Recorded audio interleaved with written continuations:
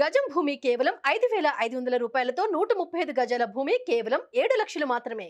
జరుగుద్దని అసలు ఎవరు ఎక్స్పెక్ట్ చేయరు. మీ అందరికి తెలుసు. మన ఇంట్లో కూడా కొన్ని శుభకార్యాలు ఉంటాయి. అనుకోకుండా చిన్న చిన్న ఏదో జరుగుతూ ఉంటాయి. అది మనకు సంబంధం ఉండకుండా కూడా కొన్ని జరుగుతాయి. అవి మన ఆనందంలో కొన్ని అపార్థాలు జరుగుతాయి. అలాంటి దాంట్లో ఇది ఒకటి అని భావిస్తాను. అది బ్యాడ్ లక్ అంతే. ఒక బ్యాడ్ అది చూడాలండి. అంటే ప్రభుత్వం మేము గౌరవిస్తున్నాం. ప్రభుత్వాన్ని గౌరవిస్తూ చట్టాన్ని గౌరవిస్తూ మేము రావడం జరిగింది. వాళ్ళను మనం ఏదైనా సెక్షన్స్ ఏం పెట్టి చూసిన తర్వాత అప్పుడు బేలబుల్ నాన్ బేలబుల్ చూసిన తర్వాత అది అనుకోని సంఘటన. ఇప్పుడు చాలామంది ఫ్యాన్సెస్ ఒక్కొక్కసారి దురదృష్టవశాత్తు అట్లాంటి సంఘటనలు అవుతాయి. అలాంటిది బోలన్న గారు దగ్గరుండి దీన్ని పరిశీలించేసి ఈ తమ్ముడికి ఒక రైతు బిడ్డ, ఆయనకి ఏం తెలియదు, కొత్తగా వచ్చిండు, ఆయనకు తెలియకుండా జరిగిన సంఘటన కాబట్టి చట్టాన్ని గౌరవించాలి కాబట్టి ఆయన దీనికి వచ్చిండు. ఇప్పుడు పోయి ఏమేమి పెట్టిరో చూసిన తర్వాత ఫర్దర్గా బెయిలబుల్ పెడితేనేమో ఇక్కడనే స్టేషన్ బెయిల్ తీసుకుంటాం.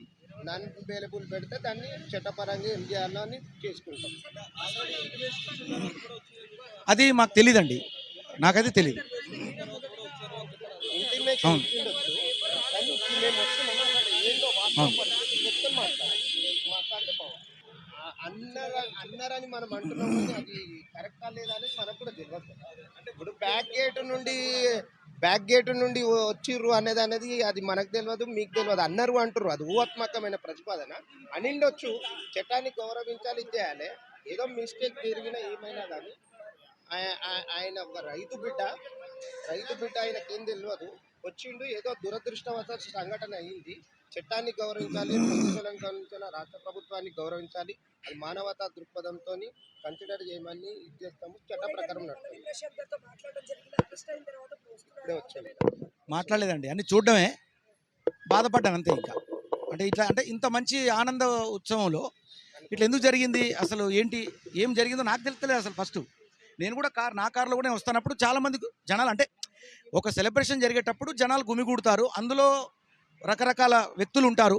కొంతమంది వ్యక్తులతో అంతమంది జనాలకు బ్యాడ్ నేమ్ వస్తుంది. అంత మాత్రాన ఒక మంచి పేరు తెచ్చుకున్నటువంటి వ్యక్తి ఇలా ఎందుకు జరిగింది ఆయనకు అనే దాని మీద నాకు కూడా అర్థం కావట్లేదు అసలు. ఇప్పుడు కళ్ళకు కనిపించేది ప్రశాంత్ విషయం కనిపిస్తుంది. ఏం జరుగుతుందో అంతవరకే తెలుసు. ఇంటిమేషన్ అంటే అట్లా కాదండి. ఇప్పుడు ఇంటిమేషన్ ఎట్లా ఇస్తారు అంటే వాళ్ళు ఫలానా టైంకి వెళ్ళండి అంటారు. వాళ్ళు జాగ్రత్తగా వెళ్ళండి, బయట పోలీసు వాళ్ళు కూడా ఉన్నారు, బారికేడ్స్ కూడా ఉన్నాయండి. ఆ రకంగా మీరు ఒక 5-6 కార్లను ఒకేసారి పెట్టారు, వరుసగా పెట్టి పంపించారు మమ్మల్ని. అందులో నేను కూడా ఉన్నాను. సో జనాలు ఒకేసారి మూకుమడిగా ఎట్టాకని అనలేమండి. అభిమానంతో వాళ్ళు రకరకాలుగా ఉంటారు కదా. అందులో ధ్వంసం అంటే ఒకటండి, ఇప్పుడు 100 మంది మంచాలు ఉన్నప్పుడు 2-3 అందులో ఏదో చేసి ఉండొచ్చు బహుశా. కానీ అంత మాత్రాన అది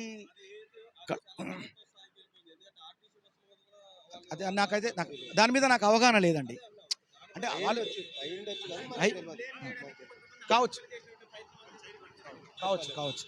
సరే ఒకసారి ఓకే అండి, మళ్ళీ మాట్లాడతాం.